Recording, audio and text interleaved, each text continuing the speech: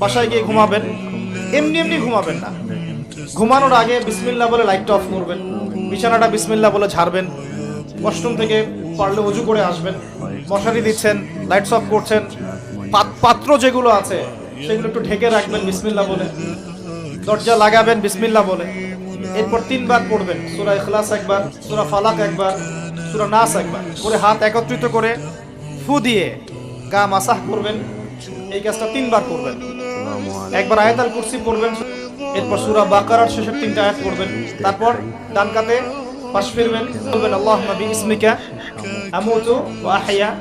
হাত নেবেন, হাতে গুনতে থাকবেন সুবহানাল্লাহ সুবহানাল্লাহ সুবহানাল্লাহ 33 বার, আলহামদুলিল্লাহ 33 বার, আল্লাহু আকবার 34 বার, ঘুমিয়ে যাবেন। এখন যদি আপনি 6 ঘন্টা ঘুমান, আপনি নবী সাল্লাল্লাহু আলাইহি ওয়াসাল্লামের সুন্নাত অনুযায়ী ঘুমিয়েছেন, প্রত্যেক ঘন্টা ঘুমানোর জন্য আল্লাহ আপনাকে নেকি